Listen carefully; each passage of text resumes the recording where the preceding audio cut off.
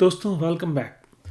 پچھلے ایپیسوڈ تک ہم نے پڑھا کہ حاتم نے برزخ کے جزیرے کے سفر کا ارادہ کر لیا ہے. تو آگے دیکھتے ہیں کیا ہوا. حاتم اور اس کا قافلہ 15 دن تک سفر کرتا رہا. بھوک پیاس لگتی تو اتر کے کچھ کھا پی لیتے اور پھر اڑنے لگتے.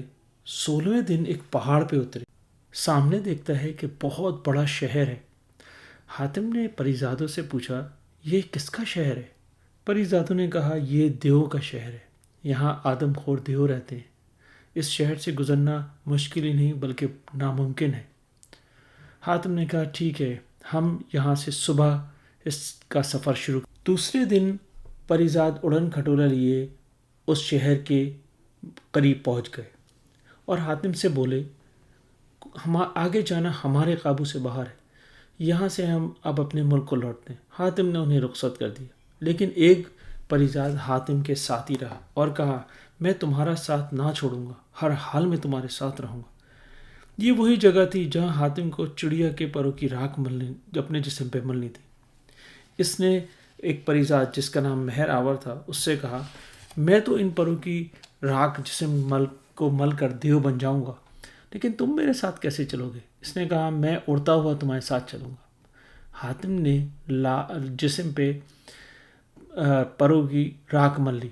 راکھ ملتے ہی حاتم کی صورت دیو جیسی ہو گئی اور اس طرح حاتم دیو کا روپ اختیار کر کے دیو کے ملک میں داخل ہو گیا. دیو اس کو دیکھتے لیکن دیو سمجھ کر کچھ نہ کہتے. حاتم تھوڑی ہی دور چلا ہوگا کہ اچانک گھن گرج کی آواز آئی.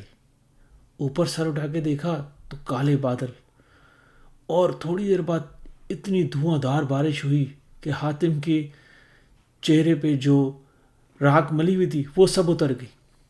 راکھ اترتے ہی دیو نے حاتم کو پہچان لیا کہ یہ آدم زاد ہے اور حاتم کی طرف بڑے ہی تھے کہ حاتم نے اپنے پاس سے وہی پتھر نکالا جو اس کو لومڑی نے دیا تھا. حاتم نے وہ پتھر نکال کے زمین پہ جب مارا تو سارے کے سارے دیو جل کے راکھ ہو گئے. پریزاد یہ منظر دیکھ کے بہت حیران ہوا اور کہا حاتم یہ کیسے ممکن ہوا؟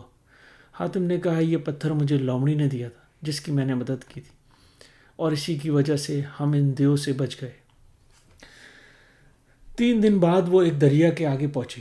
دریا کے کنارے دیکھا ایک دریا تھا، اور یہ ایسا دریا جسے دیکھ کر ڈر لگتا تھا. پہاڑ سے اونچی لہریں اٹھتی تھیں اور آسمان سے باتیں کرتی تھیں. ہاتھی کے برابر کے جانور اس میں تیرتے پھرتے. دریا کا پارٹ ایسا تھا کہ دوسرا کنارہ دکھائی نہ دیتا. اسے دیکھ کر یہ دونوں پریشان ہو گئے اور ایک دوسرے سے کہنے لگے اس کا پار کرنا تو مشکل ہی نہیں ناممکن نظر آتا ہے. تھوڑی دیر بعد پریزاد مہر آور کو ایک خیال آیا کہ اس کا دوست شمشان جو ایک قریبی پریزاد شہر میں رہتا ہے اس کے پاس کچھ ایسے گھوڑے ہیں جو اڑ بھی سکتے ہیں اور تیر بھی سکتے ہیں. مہر آور نے کہا حاتم میں اپنے دوست شمشان کے شہر سے 2 گھوڑے لے کر آتا ہوں، تم میرا انتظار کرو. 2 دن بعد مہر آور 2 شاندار گھوڑے لے کر آیا. یہ گھوڑے تیرنے اور اڑنے میں لاجواب تھے. ایک گھوڑے پہ مہر آور بیٹھا اور دوسرے گھوڑے پہ حاتم. ان کے بیٹھتے ہی گھوڑے ہوا سے باتیں کرنے لگے. تیسرے دن دریا کے پار پہنچے. جب حاتم دریا کے اوپر سے گزر رہا تھا تو دیکھ رہا تھا نیچے بہت خطرناک جانور منہ کھولے بیٹھے ہیں. جیسے ہی حاتم دریا پار کر کے دریا کے کنارے پہنچا تو کیا دیکھتا ہے ایک بہت بڑا شہر نظر آ رہا ہے. حاتم نے پریزاد سے پوچھا کہ یہ کس کا شہر ہے؟ پریزاد نے کہا یہی وہ شہر ہے جس کی تمہیں تلاش ہے، یہ برزخ کا جزیرہ ہے. پریزاد نے کہا میں اس سے آگے نہیں تمہارا ساتھ دے سکتا اور میں یہیں بیٹھ کے تمہارا انتظار کروں گا. حاتم جیسے ہی شہر میں داخل ہوا اس کو سپاہیوں نے گھیر لیا اور اس کو اپنے ساتھ بادشاہ کے سامنے لے کر آئے. بادشاہ نے جب حاتم کو دیکھا تو پوچھا اے مسافر تم کون ہو اور تم یہاں کیسے پہنچے؟ یہاں تو کسی کا بھی پہنچنا بہت مشکل ہے. حاتم نے اس کو اپنے سفر کی پوری داستان سنائی اور یہ بھی بتایا کہ وہ یہاں کیوں آئے. بادشاہ یہ سب سن کر بہت خوش ہوا اور کہا اے مسافر حاتم تائی تم واقعی بڑی ہمت والے ہو اور اللہ کی مدد ضرور تمہارے ساتھ ہے، ورنہ تم یہاں تک زندہ نہیں پہنچ سکتے. حاتم نے جیب سے وہ موتی نکالا جو حسن بانو نے اسے دیا تھا اور بولا اس کے ساتھ کا دوسرا موتی آپ کے خزانے میں، اگر وہ موتی مجھے مل جائے تو میری محنت ٹھکانے لگ جائے گی۔ بادشاہ نے کہا مجھے تم سے بہت ہمدردی ہے، لیکن میں نے ایک شرط رکھی ہے، اگر اس موتی کی پیدائش کا کوئی حال بتا دے تو میں اس موتی کو اس کے حوالے کر دوں گا، اور نہ صرف موتی بلکہ اپنی آدھی جائیداد بھی اس کے حوالے کر دوں گا۔ یہ سن کر حاتم نے موتی کے پیدائش کا حال سنانا شروع کیا اور پرندے سے جو کچھ سنا تھا وہ سب بتا دیا۔ بادشاہ سر جھکائے سنتا رہا۔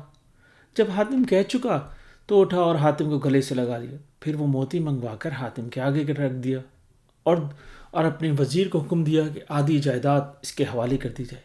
حاتم نے کہا مجھے جائیداد سے کوئی سروکار نہیں، مجھے جس چیز کے لیے میں یہاں آیا ہوں مجھے وہ مل گئی، یہ سب کچھ اللہ کی مدد سے ہوا ہے۔ حاتم نے کہا اب تم مجھے اجازت دو تاکہ میں حسن بانو کے پاس جا کے یہ موتی اس کے حوالے کروں۔ شمس شاہ نے کہا جی تو نہیں چاہتا تمہیں رخصت کروں، مگر تمہیں وطن سے نکلے بہت دن ہو گئے، اس لیے تمہیں نہیں روکوں گا، جاؤ اللہ نگہبان ہے۔ یہ کہہ کر کچھ پریزاد ان کے ساتھ کر دیے۔ 4 پریزاد اڑن کھٹولے میں لے کے حاتم کو اس کے شہر ملک کی طرف چلے۔ 1 مہینے کے سفر کے بعد حاتم شاہ آباد حسن بانو کے شہر پہنچا۔ حسن بانو سے مل کر حاتم نے سفر کا سارا حال سنایا اور وہ موتی بھی نکال کے اس کے آگے رکھ دیے جو وہ برزخ کے جزیرے سے لایا تھا۔ حسن بانو نے حاتم کی ہمت اور بہادری کی بہت تعریف کی۔ وہاں سے رخصت ہو کر حاتم سرائے میں پہنچا اور منیر شامی سے ملاقات کی۔ اسے اپنی کامیابی کا حال سنایا اور کہا اللہ کی مدد سے حسن بانو کے 6 سوالوں کے جواب مل گئے، اب صرف 1 سوال رہ گیا ہے، اس کی عنایت سے اس کا جواب بھی مل جائے گا۔ منیر شامی حاتم کے قدموں میں گر پڑا اور اس کا بہت شکریہ ادا کیا۔ حاتم منیر شامی کے ساتھ سرائے میں رہا۔ 8ویں دن حسن بانو کی خدمت میں پہنچا اور پوچھا حسن بانو تمہارا 7واں سوال کیا ہے؟ تو دوستو 7واں سوال اور آخری سوال کیا تھا حسن بانو کا، یہ اگلے ایپیسوڈ میں۔